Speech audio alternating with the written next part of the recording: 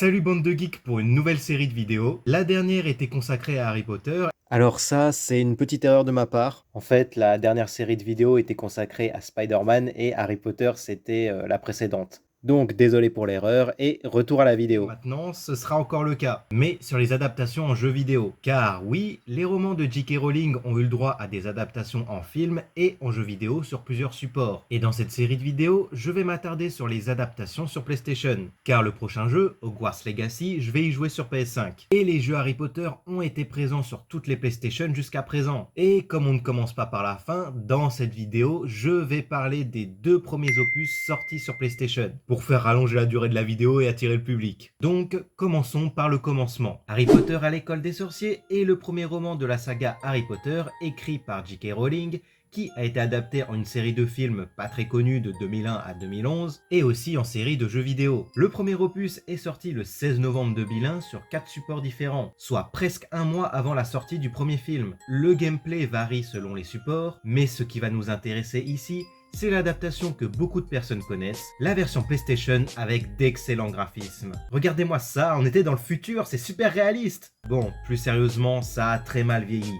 On peut reprocher ça à l'époque, mais le jeu est sorti en 2001, quand la PlayStation était en fin de vie et que la PlayStation 2 était déjà présente. Niveau gameplay, je le trouve assez bon, mais ça reste un peu chaud par moment. Je vous parle même pas du niveau à la banque de Gringotts, où tu dois récupérer des parchemins sur un sol glissant, pour ensuite récupérer de l'argent dans 3 coffres différents. Car oui, on le fait 3 fois et avec un temps limité. Même si c'est chaud, ça reste faisable. Mais le plus embêtant, ça reste les niveaux avec les wagonnets. Le wagonnet. Car, comme dit précédemment, tu dois le faire 3 fois. Et tu devras en bouffer de ces wagonnets pendant un long moment. Car c'est très chaud de récupérer tout l'argent nécessaire. On devra réitérer le niveau plusieurs fois. Et quand t'as enfin fini le premier, t'en as encore 2 autres. Génial! Et comme si ça suffisait pas, le niveau augmente. Et quand tu as enfin fini les 3 niveaux, bah tu es content. Maintenant qu'il y a les émulateurs, ce sera plus simple. Parce que tu peux enregistrer à un moment précis dans ta partie. Mais quand tu as le jeu sur la console même, bah tu en chies. Ceux qui y ont joué m'ont compris.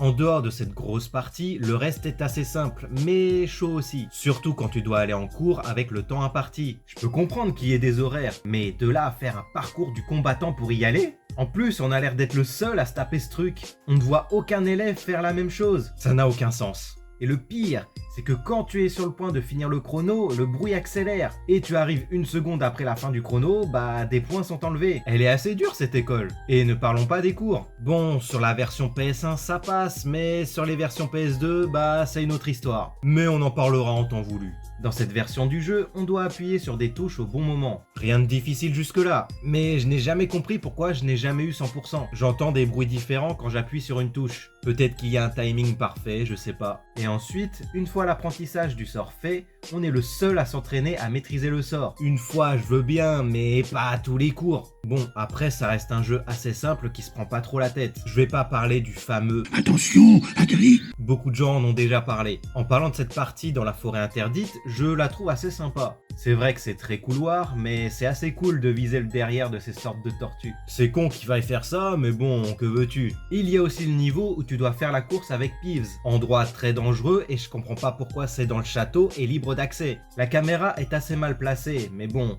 on doit s'adapter. Et d'ailleurs, c'est un très bon point qu'il y ait Peeves, mais je vais y revenir plus tard. En parlant d'endroits dangereux, il y a ce fameux niveau avec le troll où c'est toi qui l'emmène dans les toilettes des filles. Et le chemin entre temps est vraiment dangereux. Tu peux mourir à tout moment. Tu n'es même pas en sécurité à l'intérieur. C'est con. Même Hagrid t'envoie chercher un truc pour lui et le chemin pour y aller est hyper dangereux. Vous voulez la mort des élèves ? Les niveaux où tu contrôles le balai sont assez chiants et difficiles, en particulier le premier, qui est le cours de vol. Tu as un temps limité pour traverser les cercles, et en plus, les contrôles sont à chier. Pour les matchs de Quidditch, ça passe, car c'est assez simple et un peu chiant. Et pour le dernier niveau où tu dois attraper la clé, ça passe aussi. D'ailleurs, je n'ai pas parlé des niveaux au chemin de traverse. J'ai déjà parlé des niveaux à Gringotts, mais après ça, tu dois aller dans des magasins pour acheter des trucs pour Hagrid, avec notre argent, quel radin celui-là. Et dans chaque magasin, tu dois faire un niveau. Pas très compliqué, mais un peu chiant quand même. Récupérer 3 plumes de pan, niveau assez chiant, donner à manger à un hibou, puis chercher des bestioles dans des boîtes. Bon, là, pause. J'ai confondu en fait ce niveau avec le deuxième jeu qui est similaire. J'y reviens plus tard dans la vidéo. Et je vais refaire un message aussi pour la partie où je reparle de ce niveau pour le deuxième jeu. Donc, reprise. C'est sympatoche, mais ils sont là pour allonger la durée de vie, qui n'est pas très longue, contrairement à cette partie de la vidéo. Il y a le deuxième jeu qui arrive derrière, donc je vais parler brièvement du dernier niveau. Enfin, des derniers niveaux. Il y a le premier où tu dois jouer de la flûte à touffu, assez sympathique ma foi, même si tu te fais bouffer plusieurs fois. Ensuite, le niveau avec le filet du diable, qui est assez chiant, car tu dois viser un filet précis pour enfin affronter le filet du diable du milieu, et tu te fais toucher entre temps. Ensuite, il y a le fameux niveau avec le balai où tu dois récupérer la clé. Ensuite, on a un niveau très chiant avec les échecs, où chaque pièce doit se détruire. Et tu dois te déplacer sur des endroits spécifiques pour que ça marche. Et ça devient de plus en plus dur à chaque fois que tu avances. On doit le faire 3 fois et sur console c'est très chiant. Surtout quand tu perds plusieurs fois. Puis après ça, on a un autre niveau avec un troll, où tu dois l'attirer vers un trou en dégageant les objets sur son passage par des Wingardium Leviosa. Et ensuite, il y a le fameux combat avec Quirrell. Mais avant ça, tu dois affronter quelques armures. Et pendant le combat final, Quirrell répète quasiment la même chose. Vous allez mourir! Vous allez mourir! Vous allez mourir! Vous allez mourir! Vous allez mourir! Vous allez mourir! Vous allez mourir! Vous allez mourir! La ferme! La ferme! Et le combat est assez simple, mais un peu long et chiant, car il y a des cycles. Le moment où on fait tomber des poutres sur Quirrell et le renvoi de sort avec le miroir. Et ensuite, on doit faire une sorte de QTE pour le toucher. Et c'est la fin. La durée de vie est assez courte, mais c'est pas plus mal. La musique est vraiment pas mal. Le gameplay est sympa, mais un peu chiant par moment. La narration est vraiment pas mal. J'aime beaucoup les illustrations avec le livre et la voix du narrateur qui raconte très bien. Harry Potter. Bon, là, c'est une autre histoire. On a aussi la Coupe des 4 maisons qui n'a pas de parti pris. Serpentard est en tête du classement. La course à la coupe des 4 maisons bat son plein. Apparemment, même quand c'est une autre maison qui est en tête, ça boude aussi. Et il n'y a personne dans la salle quand les points sont annoncés. Et c'est assez simple d'avoir des points. Le casting français est vraiment pas mal, même si plusieurs personnages ont la même voix. Et par contre, on n'entend presque pas Harry. Le seul moment où il parle beaucoup, c'est quand il lit le journal dans la salle commune. Sinon, c'est que ça. Flipendo, Incendio, Wingardium Leviosa. Le doubleur a beaucoup travaillé, ça se voit. Flipendo, Alohomora, Flipendo, Flipendo. Bon, c'est bon pour toi, ton chèque t'attend et tu seras bien sûr crédité au générique. Tu as bien travaillé. C'est vrai que 5 minutes de boulot, c'est assez hard quand même. Je vais bien me reposer. T'as raison, tu le mérites. Et le générique est chiant. Bon, après, c'est un générique de jeu vidéo, mais faites un effort. Ne faites pas que quelques animations et le faire répéter plusieurs fois. 3 fois, on a ça. Avec la petite musique en fond. Mais bon, la flemmardise sans doute. Bon, je suis pas bien placé pour parler, mais c'est pas mon métier, développeur. Enfin, bref. Bon, je pense avoir fait le tour de ce jeu. Donc, on va maintenant passer au second opus sur PS1, Harry Potter et la Chambre des Secrets. Ce jeu est sorti le 14 novembre 2002 sur plusieurs supports, y compris la PlayStation 2. Mais pour celui sur PS2, on va en faire une vidéo à part. Ce sera la prochaine. Donc, ce jeu est l'adaptation du deuxième roman Harry Potter de J.K. Rowling. Il est sorti quasiment un mois avant le film, tout comme le précédent jeu sorti un an avant. Bien sûr, étant donné qu'il y a un an d'écart entre les deux jeux, les graphismes sont plus beaux. Bienvenue chez moi, Harry. C'est un peu petit. C'est génial! Ouais, il est un peu mieux visuellement, mais de pas beaucoup. Comme son nom l'indique, dans ce jeu, nous allons vivre la seconde année de Harry à Poudlard. Mais avant ça, on a un niveau au terrier chez les Weasley, et il est quand même sympathique. C'est un niveau assez complet. Et là, contrairement à la version PS2, ils n'ont pas leur robe de sorcier, ce qui est logique, un des bons points du jeu. Et d'ailleurs, je n'ai pas précisé, mais c'est le premier jeu Harry Potter auquel j'ai joué. Un ami l'avait sur PS1, me l'a ensuite prêté et me l'a donné, je crois. Le jeu qui est là, c'est le sien. Si tu vois cette vidéo, big up à toi. Mais bref, revenons au jeu. On fait la connaissance de Ginny dans cet opus. Ah mon dieu! Je sais même pas comment j'ai fait pour pas voir que c'était laid à cette époque. Bref.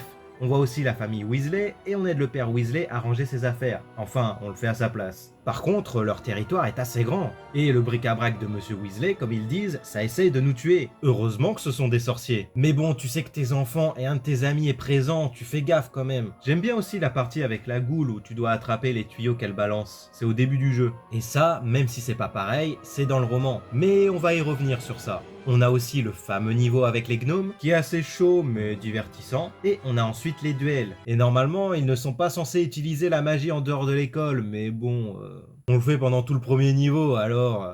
En revenant sur les duels, je les trouve assez cool, et on en fera plusieurs fois au cours de l'aventure. Après tout ça, on a le fameux niveau de la cheminée, que je trouvais assez chaud la première fois que j'y jouais. En 1 minute et quelques, quand j'y ai rejoué dernièrement, je l'ai passé. Donc je suis meilleur ou j'étais nul à chier. Mais bref, pour rester sur ce fameux niveau, on risque de mourir quand on passe par la cheminée. On peut tomber à tout moment, c'est hyper dangereux. J'imagine toute la famille Weasley faire la même. Le prochain niveau est celui de la voiture volante, qui est très con lui aussi. De toute façon, dans les 2 jeux, quasiment tout est fait pour avoir un niveau. En restant sur le niveau de la voiture, il n'a aucun sens, car ils peuvent voler et esquiver le train. C'est ce qui se fait dans le film d'ailleurs. Dans le roman, je crois que c'est un peu différent. C'est eux qui le suivent, il me semble. Le pire, c'est que je l'ai lu il y a pas longtemps, mais on va pas s'attarder là-dessus. Mais le niveau de la voiture reste assez sympathique et assez simple. Et quand j'y ai joué la première fois, bah j'avais du mal. Surtout que j'aurai une anecdote à raconter sur ce jeu à la fin de la vidéo. Donc après tout ça, on fonce sur le Saule Cogneur et un combat s'ensuit. Assez simple lui aussi. Et après, nous retrouvons Poudlard, qui n'est pas du tout pareil que dans le jeu précédent. À quelques détails près. Quasiment tout a changé de place et ça a l'air plus spacieux. Pourquoi pas? Ils ont fait ce que Harry Potter 3 fera dans les films, changer beaucoup de choses. Même l'extérieur est différent quand tu vas en botanique et au Quidditch. Et ce qui n'a pas changé, c'est que c'est toujours aussi dangereux. On retrouve les cours où tu dois arriver avec le bon chrono, mais cette fois, tu as une coupe si tu bats le record. Bonne récompense au moins.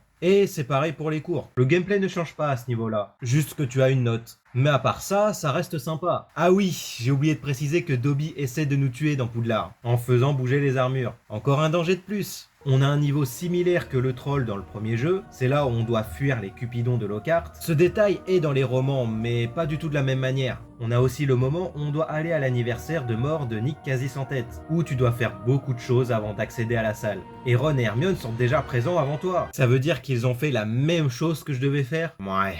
Et quand on rentre, on a un niveau avec Peeves, qu'on retrouvera une fois ou deux dans le jeu, dont une au chemin de traverse. Car oui, on y retourne au chemin de traverse. Mais rassurez-vous, Gringotts est fermé. Mais il y a juste un même niveau que le premier jeu. Tu dois choper une sorte de gros crapaud violet dans des boîtes. Dans le premier jeu, c'était des petites bestioles. Mais le niveau est le même, ils se sont pas fait chier. Alors là, pareil, c'est la même chose que j'ai dit au tout début de la vidéo. Donc, reprise. Et à part le même niveau que Peeves dans je ne sais plus quelle boutique, bah j'ai oublié l'autre niveau, s'il y en a un. Pour ceux qui s'en souviennent, les commentaires sont là pour ça. Je gratte. Ce qu'on a de différent dans ce jeu par rapport au premier, c'est la neige. Ça reste sympa. Les matchs de Quidditch sont un peu mieux que le premier, mais ça change pas trop. Et je n'ai pas parlé des niveaux avec la cape d'invisibilité, car ils y sont aussi dans le premier jeu. Pour être invisible, tu dois traverser la sorte de cape d'invisibilité qui flotte en l'air. Et tu es invisible pour un temps limité. C'est con, mais bon. Que veux-tu? Mais les niveaux, autant dans les deux jeux, restent sympas. Le niveau avec Ron qui crache des limaces aussi est assez sympa, même si le chemin pour aller jusqu'à chez Hagrid n'est pas cohérent. Il y en a tellement des choses dangereuses et incohérentes dans ce jeu. Je crois que j'ai fait le tour des gros niveaux du jeu. Je vais pas m'attarder sur tous les niveaux non plus, juste les plus importants et différents par rapport au premier. Il y a bien sûr le niveau avec les araignées, assez simple mais sympa. Le niveau où tu as l'apparence de Goyle, où tu risques de mourir en allant à la salle commune des Serpentards, que rien ne m'étonne. Puis, je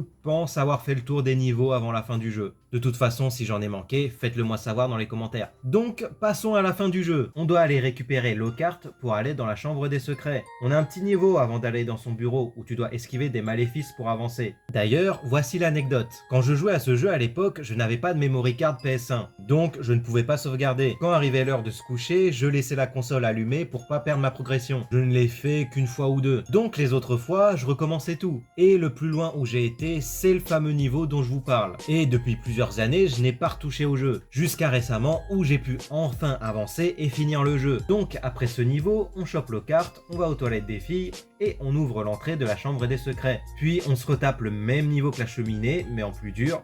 Celui-là, je n'ai pas réussi du premier coup. Donc, par la suite, Ron reste avec Lockhart qui a perdu la mémoire suite au duel que l'on fait contre lui. Et avant d'accéder à la chambre des secrets, on a beaucoup de choses à faire. On doit mettre des plateformes en place, affronter tout un tas de choses et enfin accéder à la chambre, qui est assez sympa visuellement. C'est la chambre des secrets quoi. Donc après s'ensuit le combat contre le basilic qui est dégueulasse. Le niveau est un peu chiant mais reste sympa. Et après qu'on l'ait vaincu, conclusion. Avec la fameuse dernière page avec Harry qui sourit. Et c'est ainsi que se termine ce dernier opus sur PS1. On a un meilleur générique de fin que le premier, et on peut refaire certains niveaux pour avoir des cartes de sorcières et sorciers célèbres, mieux que le premier, et les duels contre les élèves de chaque maison est assez sympa aussi. Alors visuellement, il est pas beaucoup mieux que le premier, c'est moche aussi, mais Poudlard est quand même plus grand, on a plus de niveaux qui varient, même si on a 2 ou 3 fois le même, mais ça reste plus riche que le premier jeu. La narration est toujours aussi sympa avec le bouquin, où cette fois-ci, les persos ne sont plus dessinés, mais on les gueule du jeu de PS2, pour montrer qu'ils sont plus beaux sur l'autre console, pour faire acheter. Le gameplay reste à peu près le même que le premier opus, et Harry parle beaucoup plus dans ce jeu. Les personnages ne parlent pas dans le vent, il y a du dialogue. Au moins là, le doubleur a plus fait quelque chose. Donc dans l'ensemble, ce jeu reste meilleur que le premier, mais a quand même une durée de vie assez courte. Plus longue que le premier, mais courte quand même. J'ai dû le finir en 3 jours en faisant des pauses. Je dirais, il dure 8 voire 10 heures grand max quand tu avances bien. Après, c'est pour l'histoire principale. Pour choper le reste et atteindre 100%, c'est plus long. Donc j'en ai fini avec ces 2 premiers opus sortis sur PS1. C'était assez long, mais je voulais réunir ces 2 jeux en une seule vidéo. Pour les prochains, ce sera une vidéo par jeu. Globalement, ces jeux sont bons. Ils ont marqué une époque, mais ont très mal vieilli. Ils adaptent plus les romans que les films, ce qui est un bon détail. Ils sont assez courts, mais assez amusants. Mais des jeux sortis avant ou à la même période sont bien meilleurs. Mais c'est toujours sympa de les avoir dans la collection et pouvoir y rejouer pour le kiff, et pour les rétrospectives. Donc si vous avez aimé la vidéo, n'hésitez pas à lâcher un max de pouces bleus et à partager la vidéo. Le prochain jeu sera Harry Potter et la Chambre des Secrets sur PS2, car il est sorti avant la version PS2 de l'École des Sorciers. Du coup, on fait dans l'ordre chronologique. Sur ce, je vous dis à la prochaine, ciao!